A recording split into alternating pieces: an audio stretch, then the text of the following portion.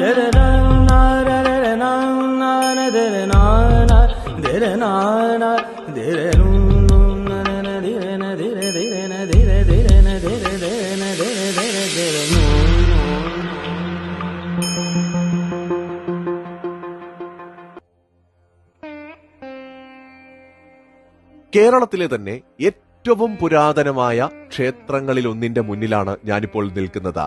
സത്യത്തിൽ ഹിന്ദുമത വിശ്വാസികളിൽ പോലും ഒരു 90% പേർക്ക് ഇങ്ങനെ ഒരു ക്ഷേത്രമുണ്ട് എന്ന് അറിയണമെന്നില്ല.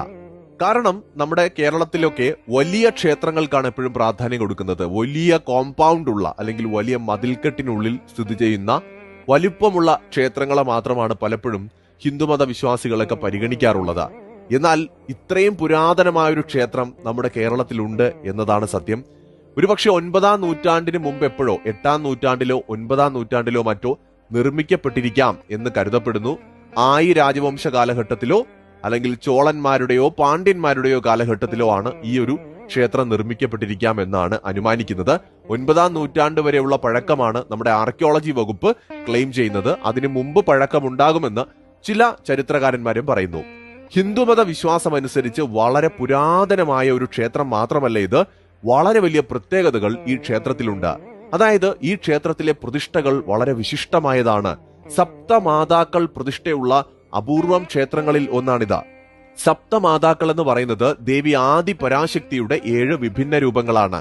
ആധ്യാത്മിക വഴിയിലെ 7 ആത്മീയ തത്വങ്ങളായി ഉപാസകർ സപ്തമാതാക്കളെ കാണുന്നു. പ്രസിദ്ധമായ ദേവി മഹാത്മ്യം 11-ാം അധ്യായത്തില് ഭുവനേശ്വരിയുടെ ഈ രൂപങ്ങളെയെല്ലാം തന്നെ സ്തുതിക്കുന്ന ശ്ലോകങ്ങളും കാണാൻ സാധിക്കും. ദേവി മഹാത്മ്യത്തിൽ സപ്തമാതാക്കളുടെ ഉത്ഭവത്തെ പറ്റി പറയുന്നുണ്ട്. കൂടാതെ മറ്റു പല കഥകളും പുരാണങ്ങളിൽ കേൾക്കാം. ബ്രഹ്മാണി, വൈഷ്ണവി, മഹേശ്വരി, ഇന്ദ്രാണി, വാരാഹി, കൗമാരി, ചാമുണ്ഡി അഥവാ നരസിംഹി എന്നിവരാണ് സപ്തമാതൃക്കൾ അല്ലെങ്കിൽ സപ്തമാതാക്കൾ എന്ന് അറിയപ്പെടുന്നത്.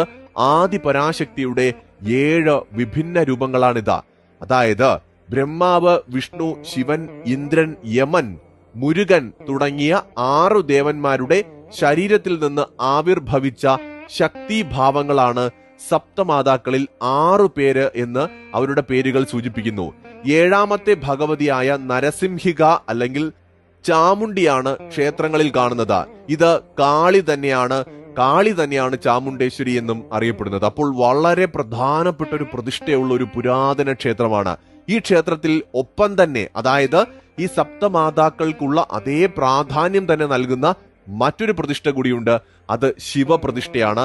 ഈ 2 പ്രതിഷ്ഠകളും വലിയ പ്രാധാന്യം നൽകുന്നു. ഭഗവതി ക്ഷേത്രം എന്നാണ് അറിയപ്പെടുന്നതെങ്കിലും ഭഗവതി ശ്രീകോവിലുള്ള വിഗ്രഹത്തിന് കൊടുക്കുന്ന അതേ പ്രാധാന്യം തന്നെയാണ് ഇവിടെ ശിവന്റെ പ്രതിഷ്ഠയ്ക്കും നൽകി വരുന്നത്. പടിഞ്ഞാറോട്ട് ദർശനമായിട്ടാണ് ശിവപ്രതിഷ്ഠയെങ്കിൽ വടക്കോട്ട് ദർശനമായിട്ടാണ് സപ്തമാതാക്കളെ ഇവിടെ പ്രതിഷ്ഠിച്ചിരിക്കുന്നത്. അതിൽ തന്നെ ഏറ്റവും പ്രാധാന്യം നൽകുന്നത് വൈഷ്ണവി ദേവിക്കാണ് എന്നും മനസ്സിലാക്കാൻ സാധിക്കുന്നു. പുരാതനമായൊരു ക്ഷേത്രമാണ്.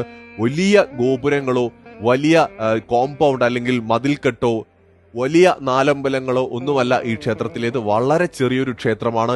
ശാന്തവും സമാധാനവുമായ രീതിയിലാണ് ഈ ക്ഷേത്രം സ്ഥിതി ചെയ്യുന്നത്.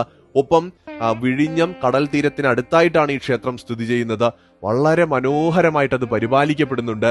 ദേവസ്വം ബോർഡും നമ്മുടെ ആർക്കിയോളജി വകുപ്പുമാണ് ക്ഷേത്രം പരിപാലിക്കുന്നത്.